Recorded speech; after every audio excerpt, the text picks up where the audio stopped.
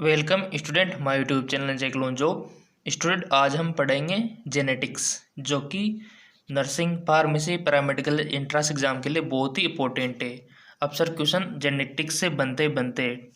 So student यहाँ पर दिया हुआ है कुछ इंपॉर्टेंट बातें, जैसा कि लिखा हुआ है कि अनुवांशिकी का जनक कौन होता है, बताइए। अनुवांशिकी के जनक कौन थे, फादर ऑफ जेनेटिक्स? तो वो है ग्रेगर जॉन मेंडल। आधुनिक अनुवांशिकी के जनक कौन है, फादर ऑफ मॉडर्न जेनेटिक्स? तो विलियम बेटसन। कौन थे? William Bateson.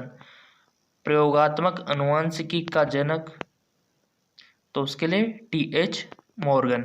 आप चाहे तो इसको लिख सकते हो, नोट्स बना सकते हो, या फिर चाहे तो आप इसका स्क्रीनशॉट ले सकते हो, ठीक है। और बहुत सारे स्टूडेंट बोल रहे थे सर फिजिक्स, तो फिजिक्स का मैं डिस्क्रिप्शन में लिंक दे दूंगा, उसकी भी आप प्रैक्टिस कर लेना। मानव अनुवांशिकी का जनक, फादर ऑफ ह्यूमन जेनेटिक्स, तो एगेराडाई। क्वेश्चन पूछा जाता है यहाँ से 2017 में पीएमटी में क्वेश्चन पूछा गया था, मानव अनुवांशिकी का जनक, ठीक है। तो हमारे BS nursing entrance exam, paramedical, pharmacy, इनमें भी पूछा जा सकता है। आप अच्छे से प्रिपरेशन रखें जितना हो सके। अनुवांशिकी के जनक हो गए आधुनिक अनुवांशिकी के जनक, और प्रयोगात्मक अनुवांशिकी के जनक, और मानव अनुवांशिकी का जनक, ठीक है। अब बात कर लेते हैं जेनेटिक्स की, यानी कि जेनेटिक्स यानी अनुवांशिकी होती क्या है। जीवों में पीढ़ी दर पीढ़ी लक्षणों का हस्तांतरण होता है। ऐसे लक्षण जो एक पीढ़ी से दूसरी पीढ़ी में स्थानांतरित होते हैं उसको क्या बोलते हैं? अनुवांशिक लक्षण बोलते हैं, जो एक पीढ़ी से दूसरी पीढ़ी में चले जाते हैं। आपने देखा होगा स्टूडेंट की बहुत से लक्षण होते हैं जो पेरेंट्स से बच्चे में आ जाते हैं। जैसे कि आपने देखा होगा टीथ वाली, किसी के अगर टेढ़े मेढ़े टीथ है पेरेंट्स में, तो वो बच्चों में चले जाते हैं। हेयर की देखी होगी, हेयर का जो डिज़ाइन है वो भी बच्चे में चला जाता है। बहुत सारे ऐसी चीज़ें जो बच्चे में चली जाते हैं। हेयर होते हैं, हेयर के जो घुंघराले बाल होते हैं, आई का कलर हो गया है ना, तो ये सारे कलर क्या होते हैं, बच्चे में चले जाते हैं। तो ये अनुवांशिक लक्षण बोलते हैं इनको। तथा इस घटना को क्या बोलेंगे हम? वंशागति, ठीक है। और इन लक्षणों के अध्ययन को क्या बोलेंगे? अनुवांशिकी। लक्षण एक पीढ़ी से दूसरी पीढ़ी में जा रहे हैं उनको तो हम अनुवांशिक बोल रहे हैं, और इस घटना को वंशागति बोल रहे हैं, और इसके अध्ययन को अनुवांशिकी जेनेटिक्स बोल रहे हैं। सीधी सी बात है, ठीक है। तो आपको थोड़ा ये फंडा याद रखना है। आई होप स्टूडेंट आपके समझ में आ गया होगा। आप चाहे तो इसका स्क्रीनशॉट ले सकते हो या फिर लिख सकते हो इनको, ठीक है ना, ताकि आपको एंट्रेंस एग्जाम के टाइम में पढ़ने में ईजिली रहेगा, ठीक है। अब चलते हैं नेक्स्ट पेज पे। नेक्स्ट स्टूडेंट हमारा कि जेनेटिक्स शब्द की उत्पत्ति जीन शब्द से हुई है, ठीक है। किससे हुई है? जीन शब्द से, जिसका अर्थ है टू ग्रो, यानी कि आंतरिक रूप से वृद्धि करना। जेनेटिक्स शब्द का सर्वप्रथम उपयोग विलियम बेटसन ने 1905 में किया था। ये क्वेश्चन पूछा जा सकता है, अंडरलाइन इसीलिए यहाँ पर की हुई है। जेनेटिक्स शब्द का सर्वप्रथम उपयोग किसने किया था? आपको चार ऑप्शन दे दिए जाएंगे साइंटिस्ट के, ठीक है। अगर आपको पता होगा कि विलियम बेटसन ने किया था तो आप सही करके आ जाओगे, वहाँ से नंबर गेन कर लोगे, ठीक है ना। क्वेश्चन ऐसे ही बनते हैं। जीनोटाइप क्या होते हैं? जीन पर रूप। किसी भी जीव के लक्षणों का निर्धारण जीन द्वारा होता है, सही है, ठीक है। लक्षणों को जीनों के द्वारा प्रदर्शन करना जीन पर रूप कहलाता है, यानी कि किसी भी लक्षण है, सिम्टम है, उनको हम किसके थ्रू? जीन के थ्रू प्रदर्शित कर रहे हैं तो उनको जीनोटाइप कहते हैं। जैसे कि लंबे पौधे के लिए जीनोटाइप क्या होगा? कैपिटल टी इसमें दिया हुआ है। बोने पौधे के लिए स्मॉल टी यहाँ पर दिया हुआ है, ठीक है। तो उनको जीनोटाइप बोलते हैं। और एक होता है फिनोटाइप, आपको देखना है। जैसे कि लंबा, तो लंबा तो एक प्रकार से फिनोटाइप जो हमको दिख रहा है, ठीक है ना, तो वो होता है फिनोटाइप, और ये है जीनोटाइप जिसको हम जीन के द्वारा प्रदर्शित कर रहे हैं। और ऊपर वो जो दिया हुआ है कि जेनेटिक्स शब्द का सर्वप्रथम प्रयोग विलियम बेटसन ने 1905 में किया है, इसको थोड़ा सा याद रखना है आपको, ठीक है। अब चलते हैं नेक्स्ट पेज की ओर। नेक्स्ट है हमारा फिनोटाइप। जीनोटाइप की हमने बात कर लेती है, अब फिनोटाइप को समझ लेते हैं। जीव के बाहरी शारीरिक लक्षणों को हम फिनोटाइप के रूप में प्रदर्शित करते हैं, जैसे कि पादप का लंबा वो बोना लक्षण, और जो बालों का काला व सफ़ेद लक्षण, ये जो होते हैं जो बाहरी हमको दिखता है, ठीक है ना, ये फिनोटाइप लक्षण इसको बोलते हैं। जीनोटाइप हमको दिखता नहीं है, बट फिनोटाइप लक्षण हमको दिख जाते हैं, ठीक है। अगला है हमारा कि जीनोटाइप तथा फिनोटाइप शब्द जॉनसन नामक वैज्ञानिक ने दिया। जॉनसन ने सन 1901 में खोज की थी। ये भी बहुत इंपॉर्टेंट है, अंडरलाइन की हुई है स्टूडेंट। आप भी इसको लिख सकते हो या फिर चाहे तो इसका स्क्रीनशॉट ले सकते हो। और टेंशन बिल्कुल भी ना करें स्टूडेंट, आपको लेटेस्ट वीडियो मिलती रहेगी। आपने मेरा चैनल सब्सक्राइब कर रखा है, देख लीजिए एक बार, अगर नहीं करा रखा हो तो कर लीजिए, ताकि आपको अगली वीडियो भी मिल जाए। एग्ज़ाम बहुत नज़दीक है आपके, मई जून में ऑलमोस्ट आधी कंट्री में तो हो ही जाएंगे, बाकी सब जून जुलाई में हो जाएंगे, ठीक है। तो आपको प्रिपरेशन अच्छे से करनी है। जीनोटाइप तथा फिनोटाइप शब्द जॉनसन नामक वैज्ञानिक ने दिए थे, ठीक है। अब यहाँ पर समझने वाली बात है स्टूडेंट कि ये जो होता क्या है, देखो रटना बिल्कुल भी नहीं है। अगर जहाँ भी समझ में नहीं आ रहा हो ना, तो कमेंट बॉक्स दिया हुआ है, कमेंट कर सकते हो, ठीक है। कोई भी चीज़ समझ में नहीं आ रही हो, ये आप यूट्यूब पे पढ़ रहे हो, आप जहाँ कोचिंग में जाते हो वहाँ तो बहुत सारे बॉयज़ गर्ल्स होती है, तो आपका कंपटीशन लो हो जाता है, पूछने का इच्छा नहीं होती होगी। बट यहाँ पर आप कोई भी डाउट हो पूछ सकते हो सीधे से, ठीक है। और मैं तो कहता हूँ सबसे बेस्ट मेथड है पढ़ने का। अगर आप ईयरफोन लगा के पढ़ रहे होंगे ना, तो आपको पूरा ध्यान इसी पर होगा, बाहरी एक्टिविटी पे बिल्कुल भी नहीं होगा। जबकि हम कोचिंग में जाके पढ़ते हैं तो वहाँ ध्यान बढ़ता रहता है इधर उधर, ठीक है। तो यूट्यूब बेस्ट है मेरे हिसाब से, तो जितना आप पढ़ रहे होंगे सारा आपके माइंड में सेट हो रहा होगा। ईयरफोन का यूज कर रहे होंगे तो बहुत ही बेस्ट है। जैसा कि यहाँ पर दिया हुआ है कि हम जो इंसान है, ठीक है, अपनी बात करते हैं, पूरी बॉडी किससे मिलकर बनी है। आपको पता है कि कोशिका से मिलकर हम सब बने हैं। अब कोशिका के अंदर क्या होता है, केंद्रक होता है। केंद्रक के अंदर और जाए तो गुणसूत्र मिलेंगे। गुणसूत्र के किस पर होते हैं, जीन पर होते हैं, ठीक है। और जीन किससे मिल बने होते हैं, डीएनए, ठीक है। तो डीएनए ये इसकी लास्ट स्टेज है, ठीक है। अब समझना है स्टूडेंट, जीव के प्रत्येक लक्षणों का निर्धारण किसके थ्रू होता है, जीन के द्वारा होता है। अतः जीन के आनुवंशिकी का भौतिक आधार कहा जा सकता है। लक्षणों का निर्धारण जीन ही करता है और इसी के थ्रू लक्षण ट्रांसफर होते हैं। अगर ये नहीं होता तो कुछ भी नहीं होता, ठीक है। लक्षणों का ट्रांसफर इम्पॉसिबल, यही है वो चीज़ जो लक्षणों का ट्रांसफर कर रही है, ठीक है। सो स्टूडेंट, यहाँ पर हमारे लिए इम्पोर्टेंट हो जाता है कि आनुवंशिकी का भौतिक आधार किसे कहा जाता है। आनुवंशिकी का भौतिक आधार किसे कहा जाता है, जीन को कहा जाता है। इसका राइट ऑप्शन हमारा ये हो जाएगा। इसी प्रकार से बीच बीच में से क्वेश्चन हमसे पूछ ले जाते हैं, ठीक है। बहुत ही इंपॉर्टेंट है स्टूडेंट है जेनेटिक्स। जितना हो सके इसको समझने का प्रयत्न कीजिए। जहाँ पर समझ में नहीं आ रहा हो कमेंट कर सकते हो। ऊपर जो दिया हुआ है वो आपने अच्छे से समझ लिया होगा कि जीनोटाइप तथा फिनोटाइप शब्द जॉनसन नामक वैज्ञानिक ने दिया था, ठीक है। स्टूडेंट, जीन को आनुवंशिकी का भौतिक आधार कहा जाता है, ठीक है, तो याद रख लेंगे आप। और जीन रासायनिक रूप से डीएनए के बने होते हैं, अतः डीएनए को आनुवंशिकी का आधार कहा जाता है। डीएनए को आनुवंशिकी का आधार, ठीक है। और भौतिक आधार किसे कहा जाता है, जीन को। कंफ्यूज नहीं होना है, भौतिक आधार पूछे तो आपको जीन बोलना है, और अगर सिर्फ आनुवंशिकी का आधार पूछे तो डीएनए बोलना है। आई होप स्टूडेंट आपको समझ में आ गया होगा। अब चलते हैं नेक्स्ट पेज। नेक्स्ट है हमारा युग्म विकल्पी यानी कि एलील, जिसको हम बोलते हैं एलील। जिस प्रकार गुणसूत्र युग्म या जोड़ों के रूप में होते हैं, उसी प्रकार गुणसूत्र पर उपस्थित जीन भी जोड़ों के रूप में होते हैं, ठीक है। जीन को प्रभावी व अप्रभावी दो रूपों में बांटा गया है, जिन्हें जीन विकल्पी बोलते हैं। प्रभावी जीन विकल्पी को कैपिटल लेटर में प्रदर्शित किया जाता है, जबकि अप्रभावी विकल्पी को स्मॉल लेटर में प्रदर्शित किया जाता है। जैसे लंबा लक्षण पर रूप वाले जीन विकल्पी को कैपिटल टी में, जबकि बौने लक्षण वाले जीन विकल्पी को स्मॉल टी में प्रदर्शित किया जाता है। सीधी सी बात है स्टूडेंट, एलियन ज़्यादा हार्ड नहीं है, ठीक है। अब चलते हैं नेक्स्ट पेज की ओर। नेक्स्ट है हमारा संकरण हाइब्रिडेशन, जो कि बहुत ही इंपॉर्टेंट है। अधिकतर क्वेश्चन हाइब्रिडेशन संकरण से पूछ ले जाते हैं, ठीक है। अच्छे से समझना है। इसकी जो थ्योरेटिकल बातें हमने कर चुके हैं बेसिक, अब हम समझने वाली बात है, ठीक है। दो अलग अलग प्रजातियों के जीवों के मध्य प्रजनन कराना क्या कहलाता है, हाइब्रिडेशन यानी कि संकरण। दो अलग अलग प्रजातियों के जीवों के मध्य प्रजनन कराना, ठीक है। संकरण क्रिया की खोज मेंडल ने उद्योग मटर। स्टूडेंट, ये जो क्वेश्चन है ना नीट में पूछा गया था कि किस पादप पे की थी। बहुत पहले की बात है, 2012-11, तब इतना कंपटीशन नहीं था कि किस पादप पे की थी।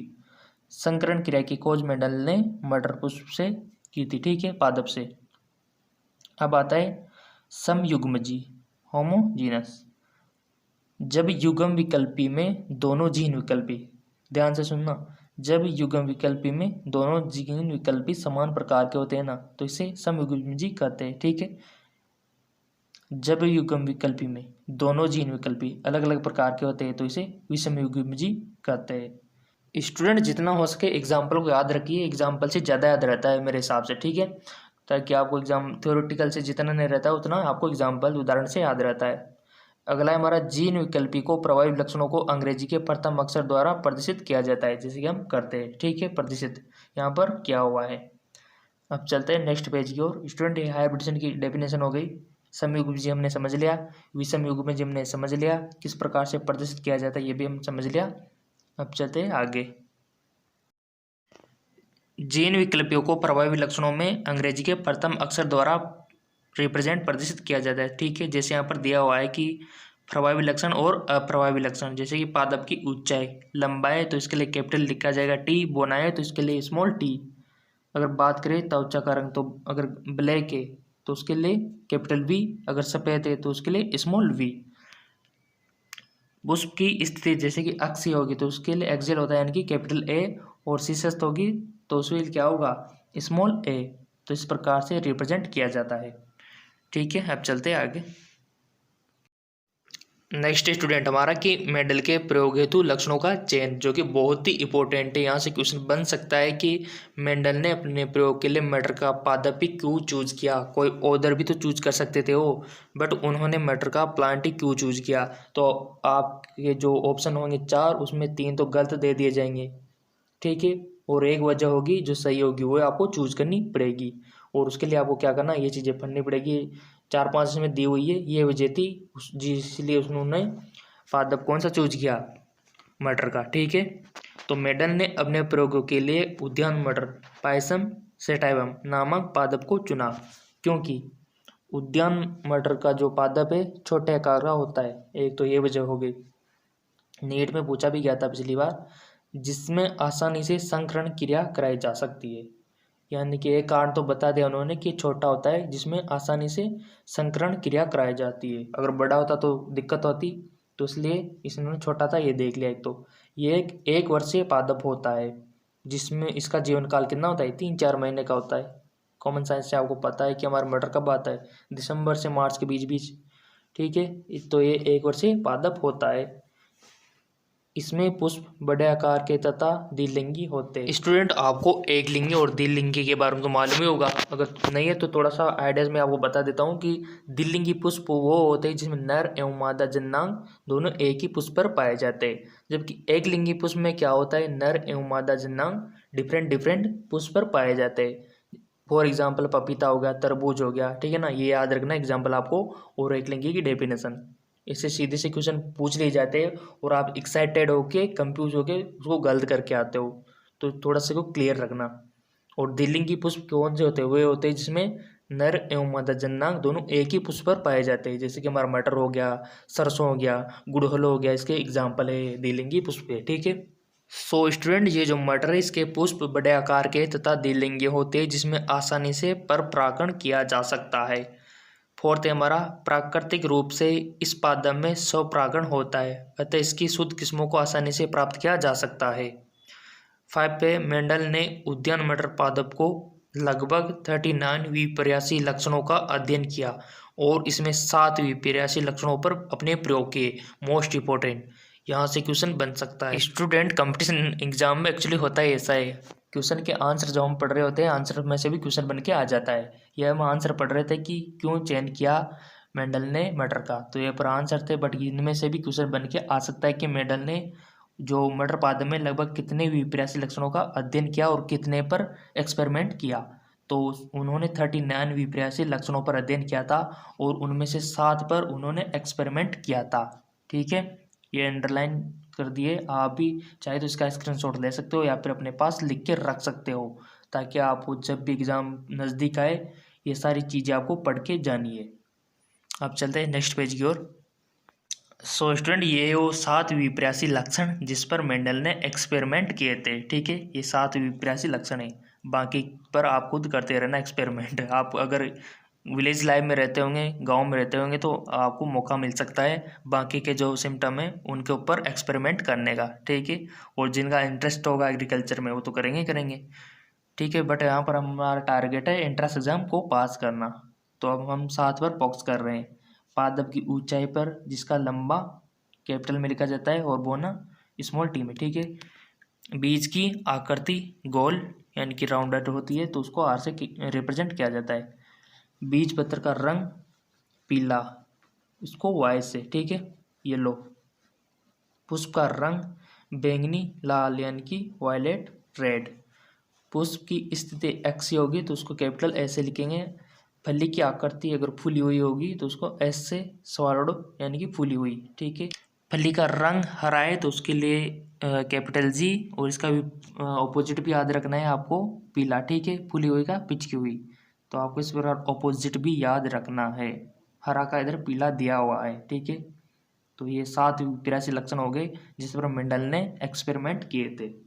आपको अच्छे से याद हो गया होगा स्टूडेंट। अब चलते हैं नेक्स्ट पेज की ओर। अगला है हमारा संकरण तकनीक। 2 विपरासी लक्षणों वाले पादपों के मध्य कृत्रिम विधि से प्रजनन कराना क्या कहलाता है? संकरण कहलाता है, ठीक है।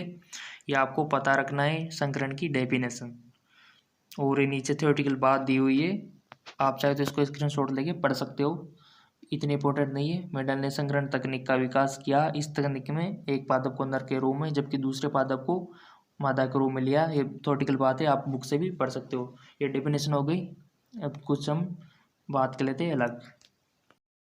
एकल संकर संकरण यानी कि मोनो हाइब्रिड क्रॉस, ऐसा संकरण जिसमें एक समय में एक जोड़ी विपरासी लक्षणों की वंशागति का अध्ययन किया जाता है, तो इसे एकल संकर संकरण कहते हैं। जैसा कि जब एक लंबे समय युग्म जीव उद्यान मटर पादप का संकरण बोने पादप से किया जाता है और किस प्रकार से किया जाता है, ये आपको ये मेथड याद रखना है। स्टूडेंट इस मेथड से रिलेटेड में क्वेश्चन पूछूंगा लास्ट में आपसे, जिसका आंसर आपको देना पड़ेगा, इसलिए देख लीजिए। अभी तो आपके पास टाइम है, अच्छे से डेफिनेशन पढ़ लीजिए और ये मेथड देख लीजिए।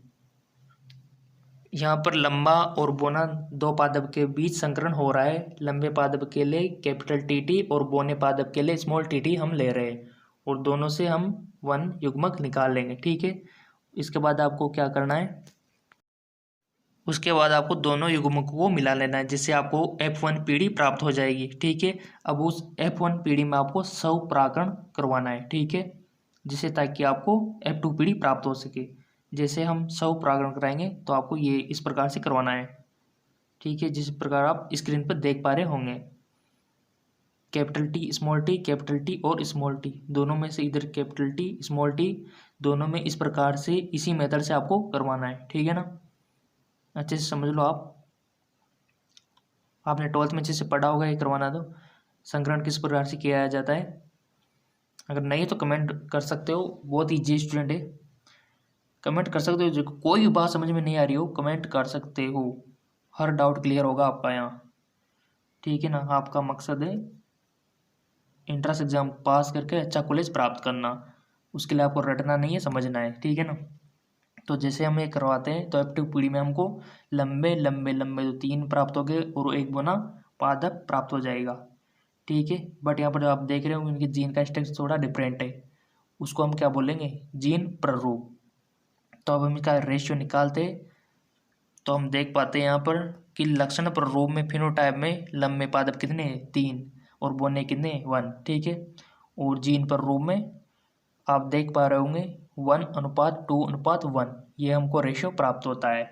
यहीं से क्वेश्चन बन जाते हैं बहुत सी बार एकल संकर संकरण में, ठीक है। अब द्विसंकर संकरण हम पढ़ेंगे, उसमें कुछ डिफरेंट होगा, वहाँ से भी क्वेश्चन बन जाते हैं, और यहाँ से तो बनते हैं, ठीक है। एकल संकर संकरण और द्विसंकर संकरण से नीट में भी पूछे गए 2015 में। तो इस प्रकार थोड़ा सा आपको ध्यान रखना है, यहाँ पर थोड़ा कॉम्प्लिकेट होता जा रहा है मामला, और यहाँ पर आपको दिमाग लगाने वाली बात है। नेक्स्ट है हमारा द्विसंकर संकरण, डिहाइब्रिडेशन क्रॉस, ऐसा संकरण जिसमें एक समय में 2 जोड़ी विपरासी लक्षणों की वंशागति का अध्ययन किया जाता है, द्विसंकर संकरण कहलाता है। फॉर एग्जाम्पल, जब एक समयुग्मजीव लंबे व गोल बीज वाले अब स्टूडेंट यहाँ दिमाग लगाने वाली बात है, एकल संकर संकरण में ओनली हम लंबे और बोने का कर रहे थे, यानी कि एक ही लक्षण का। यहाँ पर डबल लक्षण का कर रहे हैं, यानी कि लंबे व गोल का एक साथ एक्सपेरिमेंट कर रहे हैं, ठीक है। लंबे व गोल और दूसरी तरफ बोने व झुर्रीदार, ठीक है। तो लंबे व गोल बीज वाले उद्यान मटर पादप का संकरण बोने व झुर्रीदार बीज वाले समयुग्मजी उद्यान मटर पादप में कराया जाता है। तो द्विसंकर संकरण के फलस्वरूप निम्न अनुपात आपको प्राप्त होता है, ठीक है। लंबे और गोल आपको पता है कि क्या लेना है, बोने और झुर्रीदार आपको पता है किस मोल में लेना है, ठीक है। इसके बीच आपको संकरण करवा देना है। जैसे स्टूडेंट हम इनके बीच संकरण कराते हैं तो यहाँ पर हमको F1 पीढ़ी प्राप्त हो जाती है, लंबा गोल बीज, ठीक है। अब इसके बीच हमको क्या करवाना है, स्वपरागण। तो चलिए अब इनके बीच हम स्वपरागण करवा देते हैं। जैसे ही स्टूडेंट हम इनके बीच स्वपरागण करवाते हैं तो हमको F2 पीढ़ी प्राप्त होती है, जिसमें कुछ इस प्रकार का रेशियो हमको देखने को मिलता है, जिसे आप देख पा रहे होंगे। ये यहाँ पर लक्षण प्रारूप यानी कि जीनोटाइप और फिनोटाइप दोनों दिए हुए हैं। तो ये लक्षण प्रारूप का जो अनुपात हमको प्राप्त होता है वो होता है, जो बीज होते हैं लंबे गोल, लंबे झुर्रीदार, बोने गोल, बोने झुर्रीदार। कितना रेशियो है, 9:3:3:1। ये जो रिजल्ट आया है ये आपको याद रखना है स्टूडेंट, ये क्वेश्चन पूछ लिया जाता है अक्सर, ठीक है ना। और नर और मादा के लिए कौन सा संकेत यूज करते हैं आप, जैसा कि कोने में देख पा रहे होंगे, प्लस आइकन और उस प्रकार का एरो वाला आइकन, ठीक है ना। तो ये इस प्रकार से आपको याद रखना है। और ये लक्षण प्रारूप हमको प्राप्त हुआ है। लक्षण प्रारूप आपको इजीली याद हो जाएंगे, बट आपके लिए जीनोटाइप याद रखना थोड़ा मुश्किल होगा, क्योंकि वो भी हम अभी देखेंगे, वो थोड़ा लंबा होगा। ये फिनोटाइप तो बहुत ईजिली है, 9:3:3:1 आप याद रख सकते हो। बट अब बात करते हैं हम जीनोटाइप की। सो स्टूडेंट ये हमारा जीन प्रारूप जीनोटाइप, जैसे आप देख पा रहे होंगे इनका रेशो बहुत लंबा है, 1:2:2:4:1:2:1:1 इस प्रकार का रेशियो आपको मिलता है, ठीक है ना। तो ये थोड़ा डिफिकल्टी होगा आपके लिए, बट आप इजीली याद रख सकते हो। 122 412 121 इस प्रकार से, 122 412 121 इस प्रकार से आप याद रख सकते हो।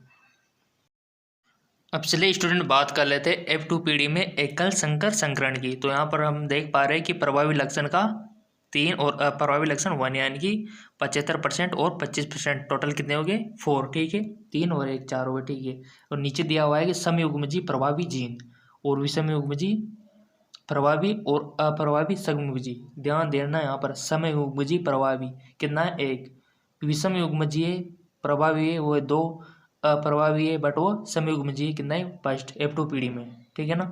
टोटल कितने हो गए 4 जीन पर रूप। तो यहाँ पर 25%, 50% और 25% का रेशो हम इस प्रकार से रिप्रेजेंट कर सकते हैं F2 पीढ़ी में एकल संकर संकरण का। अब बात कर लेते हैं स्टूडेंट F2 पीढ़ी में द्विसंकर संकरण। तो यहाँ पर लक्षण पर रूप अनुपात दिया हुआ है, दोनों प्रभावी लक्षण, एक प्रभावी और एक अप्रभावी लक्षण, दोनों प्रभावी लक्षण, ठीक है। तो इसको किस प्रकार से रिप्रेजेंट करना है, 9, यानी कि दोनों प्रभावी लक्षण कितने 9 और एक अप्रभावी और एक प्रभावी, इस प्रकार का 3:3, और दोनों अप्रभावी कितने 1, तो टोटल 16 हो गए। इससे रिलेटेड क्वेश्चन बनेंगे स्टूडेंट, ठीक है ना, MCQs। अभी तो ये वीडियो लंबा हो गया, इसके जो वीडियो नेक्स्ट आएगा उसमें क्वेश्चन पूछेंगे इससे रिलेटेड कि किस प्रकार से क्वेश्चन बन सकते हैं और बने भी है। इसको हल्के मत लेना, कंफ्यूज हो जाते हैं बहुत सारे स्टूडेंट यहाँ। टोटल कितने हो गए 16, ठीक है। जीन पर रोग की बात करें तो क्या होगा, दोनों प्रभावी लक्षण समयुग्मजी कितने 1, दोनों प्रभावी लक्षण विषमयुग्मजी कितने 4, और दोनों अप्रभावी समयुग्मजी फर्स्ट। क्वेश्चन पूछे जाते हैं यहाँ से, पूछे जाएंगे, ठीक है। कंफ्यूज होने वाली सिचुएशन है यहाँ पर। पहले तो सीधे सीधे थे, थ्योरी तो हमने पढ़ ली, बट यहाँ पर दिमाग लगाने वाली बात आ गई। जीनोटाइप और फिनोटाइप, तो फिनोटाइप तो आप कर ही सकोगे, ऊपर दिया हुआ है लक्षण प्रारूप, और ये जीनोटाइप है यहाँ पर नीचे। दोनों प्रभावी लक्षण समयुग्मजी फर्स्ट, दोनों प्रभावी लक्षण विषमयुग्मजी 4, और दोनों अप्रभावी समयुग्मजी फर्स्ट। कुल 16 हो गए, ठीक है ना। अब आप बोलेंगे कि 16 कहाँ हो गए, ये तो 141 ही है। तो जैसा कि मैंने पिछली बार बताया था ना, 122 412 121, तो उनको आप जोड़ोगे ना तो 16 ही मिलेंगे आपको। आई होप स्टूडेंट आपको जितना पढ़ाया सब कुछ समझ में आ गया होगा। अगर कोई भी समझ में नहीं आया तो कमेंट कर सकते हो, उसके लिए मैं स्पेशल वीडियो बना दूंगा। आपके डाउट को लेकर सारा क्लियर हो जाएगा उसमें, ठीक है ना। और नेक्स्ट वीडियो में इससे रिलेटेड क्वेश्चन पूछूंगा मैं। अगर आपने चैनल सब्सक्राइब नहीं किया तो सब्सक्राइब कर लीजिए ताकि वो नेक्स्ट वीडियो आपको मिल जाए। और हाँ स्टूडेंट, अगर आपने भौतिक विज्ञान यानी कि फिजिक्स अगर नहीं पढ़ी है तो नीचे डिस्क्रिप्शन लिंक दिया हुआ है, उनको भी पढ़ लीजिए। आपका एग्जाम बहुत नज़दीक है, बहुत ही नज़दीक, ठीक है ना। तो जितना हो सके हम इनको कवर करने की कोशिश करेंगे।